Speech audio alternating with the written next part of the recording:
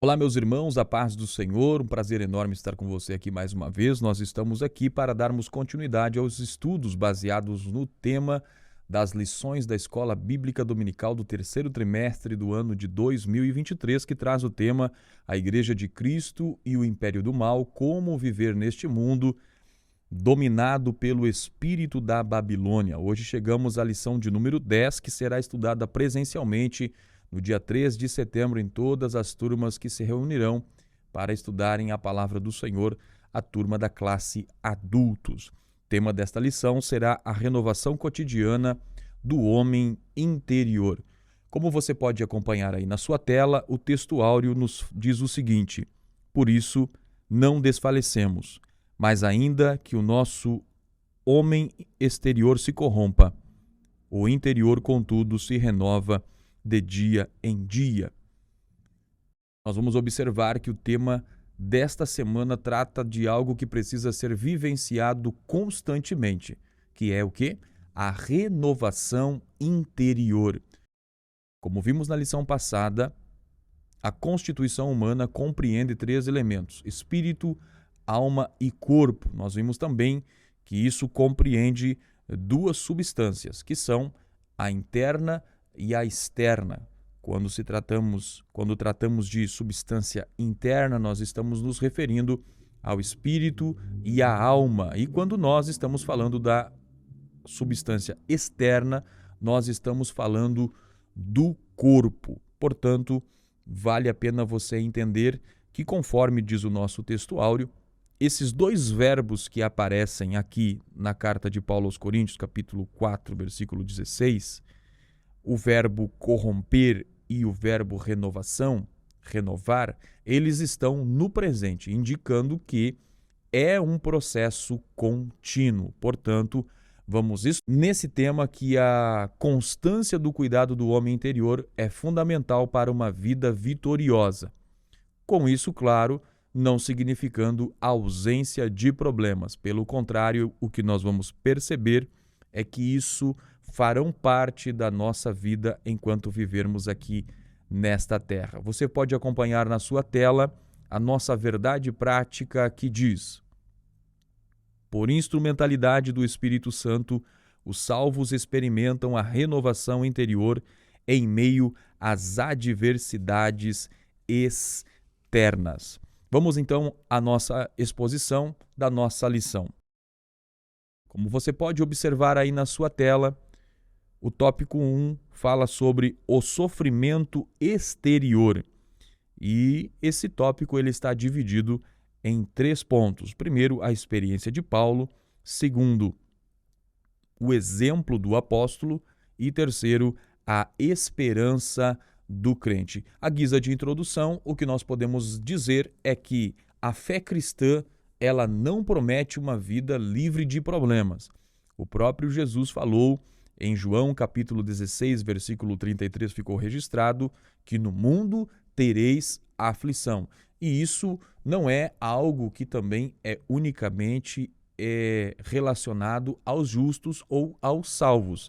É bem verdade que os salvos ou os filhos de Deus, eles passam por processos diferentes muitas vezes dos processos em que os ímpios passam, como por exemplo perseguições, confrontamento, afrontas, coisas que muitas vezes aqueles que estão seguindo o fluxo do sistema mundano não passam. Mas as intempéries, os sofrimentos relacionados muitas vezes às questões que tratam do corpo exterior, isso compreende a tanto justo como a injustos. Então a Bíblia ela não ensina, o Evangelho de Jesus não é uma indicação que nós seremos livres de problema. Ou, em vez disso, a Bíblia ela nos ensina que nós precisamos compreender a realidade da existência de adversidades como parte da nossa condição humana, né? O que nós precisamos entender é que o sofrimento, embora ele não tenha sido idealizado por Deus, ele adentrou no mundo a partir do pecado do primeiro casal. Quando Adão e Eva transgridem contra o Senhor, as portas se abrem para uma nova forma de viver agora neste mundo, onde as intempéries da vida, os sofrimentos fariam parte da convivência, da vivência humana aqui nesta terra. O que nós podemos entender também é que muitos sofrimentos são condicionados à humanidade pelo fato da humanidade em si estar em pecado. E aí você vê maldades como criminalidade, como opressão, tanto de lado, às vezes, político, às vezes de sentidos econômicos. Nós vamos ver também isso como consequência de uma humanidade decaída, consequência de avareza, consequência de maldades que estão inerentes àqueles que vivem numa vida de transgressão da palavra de Deus. Mas a Bíblia Sagrada, ela nos apresenta isso, esta realidade que fazem parte do nosso viver, e ela também nos ensina a nós evitarmos sentimentos de desespero quando nós confrontados com dificuldades. Por quê?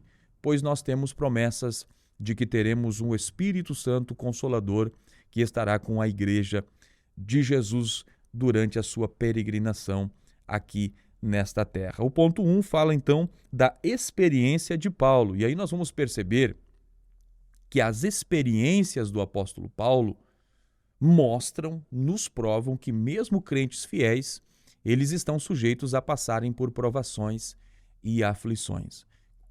Todos nós vamos concordar que o apóstolo Paulo foi um homem que viveu uma vida de integridade ao Evangelho de Jesus Cristo, viveu uma vida de entrega ao Senhor.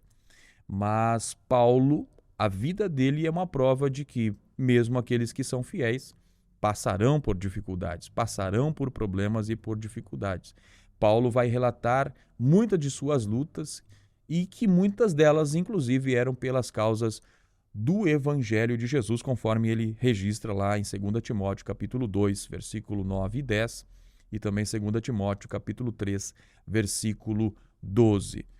A experiência de Paulo vai mostrar que, embora ele um homem justo, um homem que estava no centro da vontade de Deus, ainda teve que passar por naufrágios, ainda teve que passar por privações, ainda teve que passar por açoites. A condição dele de estar vivendo num mundo de pecado, num mundo de maldade, nos mostra que, mesmo sendo justo, ele também padeceu. E a exemplo da experiência de Paulo, nós vamos perceber que sim, como nós já dissemos, nós poderemos estar condicionados ao sofrimento aqui nesta terra. O ponto de número 2 vai falar sobre o exemplo do apóstolo Paulo. E você vai concordar comigo que o apóstolo Paulo, ele viveu uma vida avivada, a qual manteve até o final da sua vida. Quando você abre a segunda carta de Paulo a Timóteo, capítulo 4, versículo 7, você percebe isso, que ali Paulo está afindando a sua carreira, ele já está vivendo os seus últimos momentos, ele está prestes a ser morto pelo governo daquela época, por Nero. Então nós vamos perceber que, mesmo estando preso, mesmo estando no final da sua jornada na terra, a gente percebe que ele manteve esta vida avivada até o final. E a sua vida de comunhão com Deus, a sua vida de consciência da realidade que cercam aqueles que vivem uma vida de dedicação a Jesus aqui na terra, fez com que ele fosse perseverante e jamais permitisse que o desespero tomasse conta da vida dele. Embora muitas vezes ocorreu uma ocasião em que Paulo disse que ele desesperou-se da vida, mas ele não se entregou. Isso é o que move o cristão, o Espírito Santo que atua na vida dele. Tendo em vista da nossa constituição humana, que somos dotados de corpo, alma e espírito, espírito, alma e corpo, nós também temos as nossas emoções. Em ocasiões em que o nosso corpo estiver sofrendo por flagelos, em que o nosso corpo estiver sofrendo ataques, em que o nosso corpo estiver passando por uma enfermidade, por um confronto, é normal que a nossa alma tente se conduzir pelo caminho da autopreservação, da autoproteção, ou muitas vezes de perder-se perspectivas de que alguma coisa pode mudar. Mas o fato do homem ele também ser espírito e o cristão ter o Espírito Santo na vida dele, ele não se entrega diante das adversidades. E aí nós vamos perceber que tudo o que o apóstolo Paulo passou e tudo o que o cristão passa serve para que ele esteja preparado para enfrentar situações de adversidades. Quando ele passa por uma luta, quando ele passa por uma enfermidade, aquilo lhe transforma, aquilo lhe capacita, aquilo lhe fortalece, aquilo lhe cria uma estrutura que o proporciona uma capacidade de, quando passar por outras circunstâncias, talvez de maior intensidade de adversidade, ele possa estar firmado. Então, o apóstolo Paulo nos dá o exemplo de que ele não pode desistir jamais. O ponto de número 3 vai falar sobre a esperança do crente, ponto de número 3 do tópico 1. Então aqui nós vamos perceber que a Bíblia mostra que enquanto o homem exterior sofre, o plano de Deus para o homem interior é a renovação. Nunca foi intenção de Deus o sofrimento do ser humano. O sofrimento, como nós já dissemos, é uma consequência da pecaminosidade, do pecado que entrou no mundo e da pecaminosidade que permeia no mundo, onde opera o espírito do anticristo, onde o mundo jaz no maligno, conforme disse o apóstolo João. Mas a Bíblia mostra esta verdade, que enquanto o homem exterior está sofrendo, o plano de Deus para o homem interior é a renovação. O apóstolo Paulo, na sua segunda carta, capítulo 4 e versículo 8 e 9 de 2 Coríntios, ele vai destacar uma verdade, de que uma realidade exterior não reflete a realidade do interior. Quando Paulo fala no capítulo 4 de 2 Coríntios, capítulo 4, versículo 8, parte B, nós vamos ver ali Paulo dizendo: atribulados, mas não angustiados.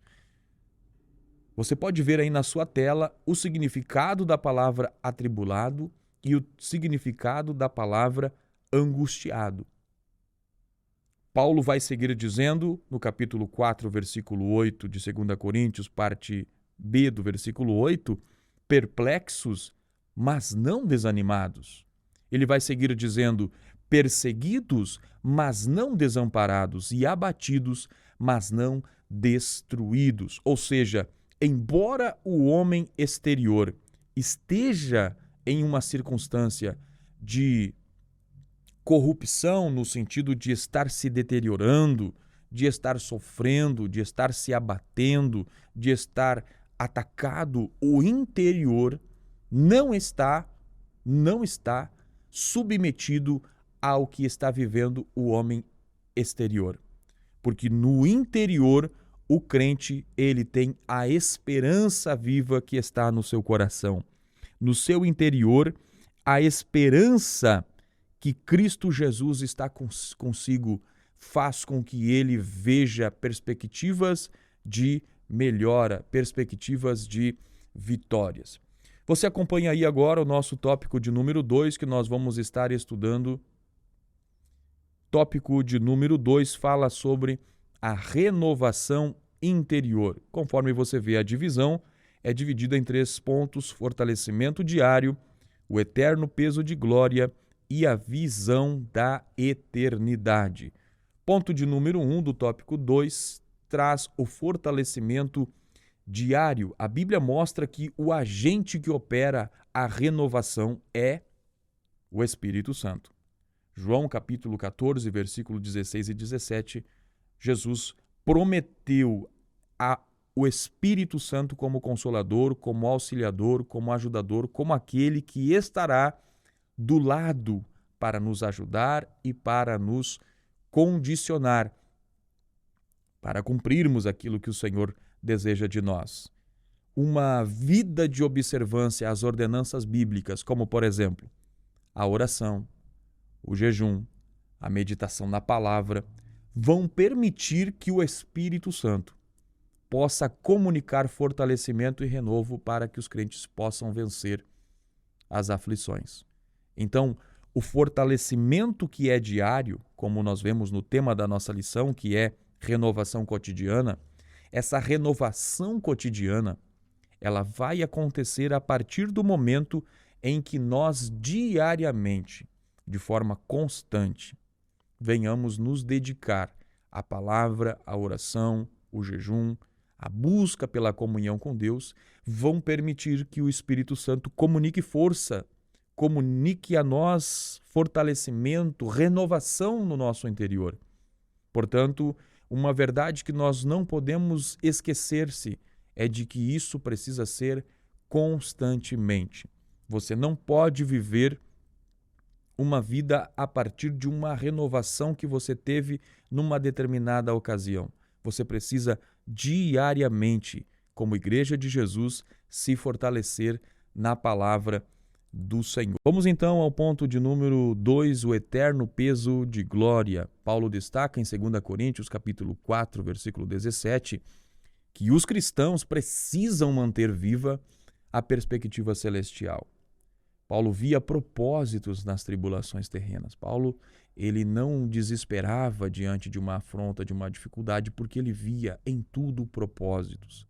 E esses propósitos geravam recompensa eterna e gloriosa nos céus.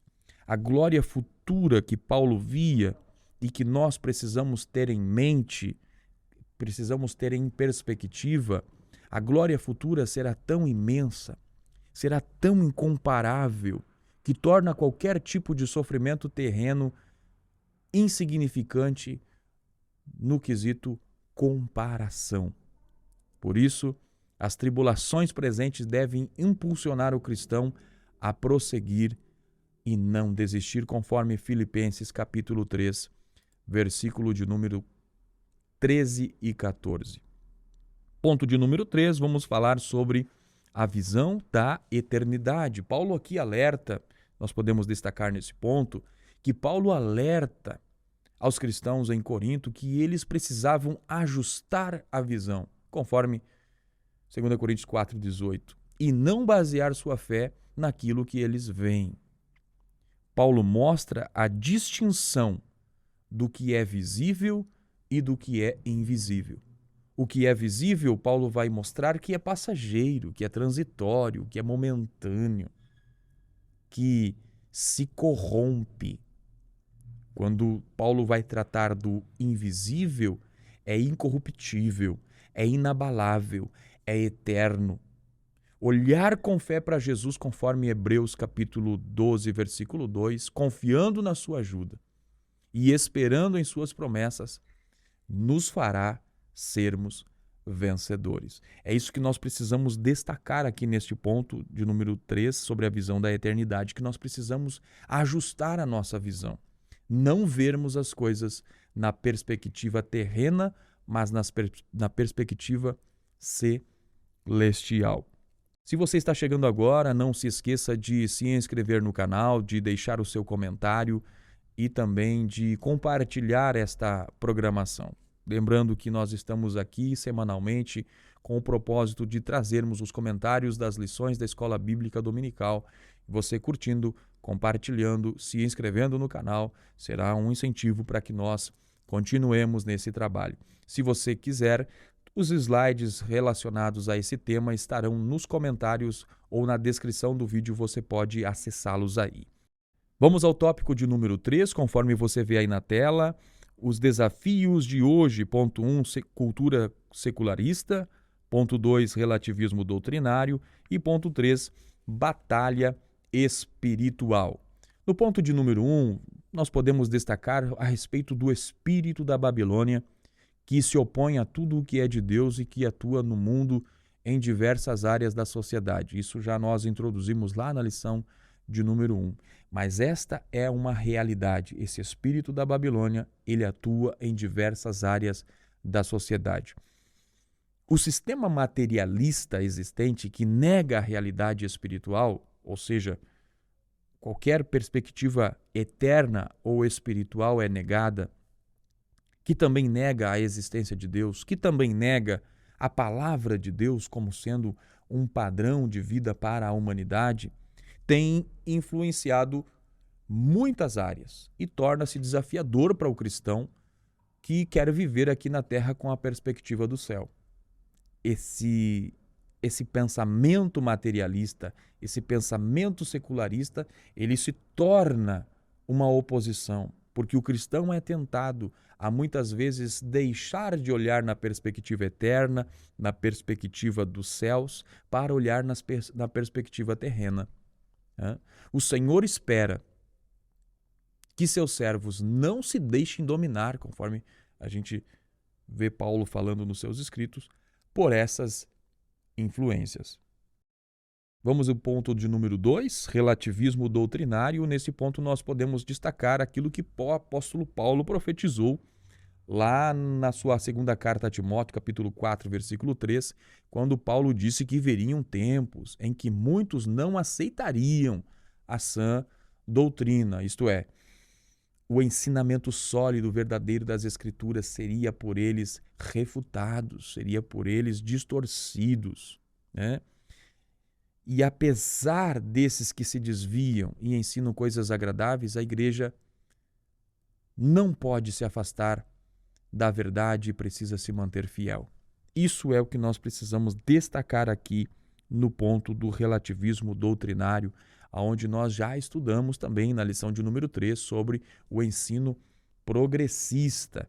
Vale muito a pena você voltar lá e assistir esta aula, a aula de número 3, o ensino progressista que nós abordamos, onde trata a evolução desse pensamento revolucionário, progressista que existe no mundo e que tem entrado dentro do sistema religioso, dentro daqueles que no passado já anunciaram a palavra, hoje estão desviados da presença do Senhor.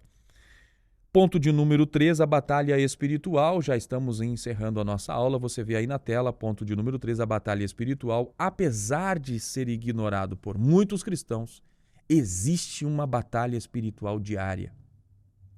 O apóstolo João, na sua primeira carta, capítulo 5, versículo 19, diz que o mundo jaz no maligno e que as forças do maligno trabalham dia e noite para tragar, para destruir, para soterrar, para matar os filhos de Deus. E o fato de muitos ignorar esta realidade mostra uma atitude perigosa. Se eu e você ignorarmos a realidade da existência de uma operação maligna no mundo, de uma luta, de uma batalha espiritual que acontece diariamente, não só comigo mesmo, mas com as hostes da maldade que operam nas regiões celestiais, nós estaremos em uma situação de perigo. Porque quando nós deixamos de entender esta realidade, nós nos comportamos diferente. A vigilância com relação à oração, com relação à consagração, para estarmos preparados, para estarmos revestidos. O engano é uma das armas que o maligno está utilizando desde o princípio e com sutileza. Hoje em dia tem vencido muitas batalhas de muitos filhos de Deus. A Igreja de Cristo, ela é alertada lá por Paulo em Efésios capítulo 6, versículo 10 a seguir, a estar revestida de toda a armadura de Deus, para que possais estar firmes. O fato desta batalha espiritual existir não pode ser ignorada, também deve motivar, deve nos orientar a que nós estejamos revestidos no nosso homem interior, porque apesar dos ataques externos existirem, nós não vamos sucumbir diante deles. Nós vamos para a nossa conclusão e na nossa conclusão nós podemos destacar que a lei do pecado e da morte está destruindo o corpo.